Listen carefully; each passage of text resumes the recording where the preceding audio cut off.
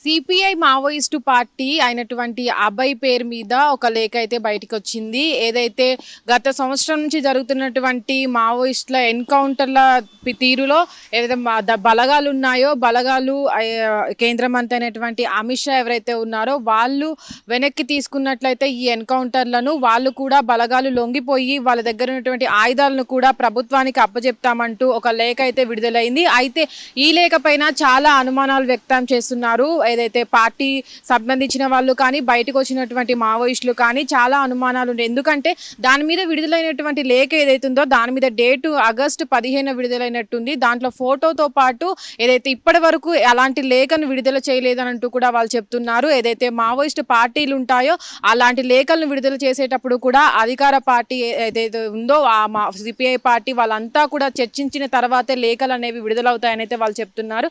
అయితే ఇప్పటి వరకు ఏదైతే దళ సభ్యుడిగా ఉన్నటువంటి ఎవరైతే అభయ్ ఉన్నారో వాళ్ళ పేరు మీద లేఖ విడుదల అవ్వడం అనేది అయితే బలగాలకి ఇది ఒక గెలుపు అనేది అయితే వాళ్ళు సంబరాలు చేసుకుంటున్నారు. అయితే ఇప్పటిదాకా ఏదైతే నంబాల కేశవరావు మార్చిలో జరిగినటువంటి ఎన్కౌంటర్లో మరణించారో ఆ తర్వాత ఎన్కౌంటర్లో కూడా చాలా మంది మావోయిస్టులు చనిపోవడం అయితే మనం చూస్తున్నాం.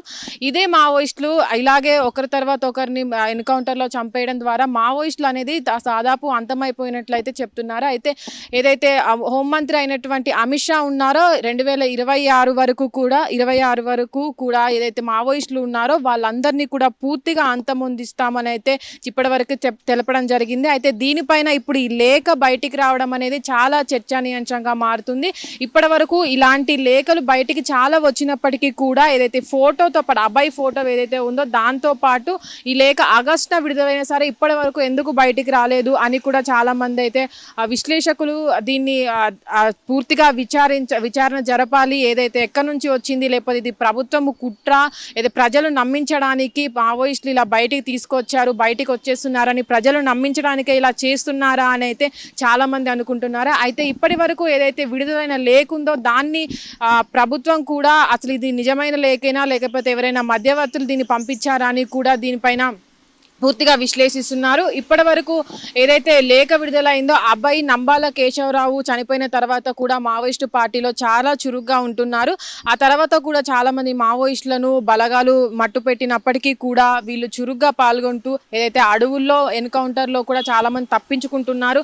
బలగాలు కూడా వెనక్కి తగ్గకుండా వాళ్ళని అంతే ఇదిగా ఎన్కౌంటర్లో చాలా మందిని హతమార్చినట్లయితే మనం చూడొచ్చు. అయితే ఇప్పటి వరకు ఏదైతే మావోయిస్టు ఎన్కౌంటర్ జరిగాయో దాదాపు సగం వరకు మావోయిస్టులు అయితే మరణించడం అయితే మనం చూసాము. అయితే ఇప్పటి వరకు వచ్చే గత 26 వరకు మార్చి వరకు కూడా హోంమంత్రి వీళ్ళని పూర్తిగా అంతమొందించి భారతదేశంలో మావోయిస్టులు అనే మాట లేకుండా చేశామని అయితే చెప్తున్నారు.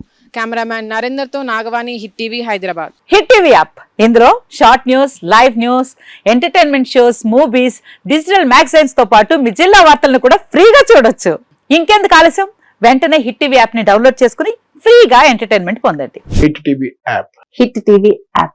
Please download hit TV app. Hit TV app ని ఫ్రీగా డౌన్లోడ్ చేసుకుని ఎంజాయ్ చేయండి. మీకు నచ్చిన ఎంటర్టైన్మెంట్ కోసం హిట్ టీవీ యాప్ ని ఫ్రీగా డౌన్లోడ్ చేసుకుని ఎంజాయ్ చేయండి. హిట్ టీవీ యాప్ ని డౌన్లోడ్ చేసుకుని ఆస్వాదించండి, ఆశీర్వదించండి. ఇంతమంది సెలబ్రిటీలు హిట్ టీవీ యాప్ ని డౌన్లోడ్ చేసుకోండి అని చెప్తున్నారంటే ఎంత మంచి యాప్ ఆలోచించండి. అమెరికా అమెరికాలో చదవాలనుకునే వాళ్ళకి విశ్వసనీయమైన పేరు మన శౌర్య కన్సల్టెన్సీ.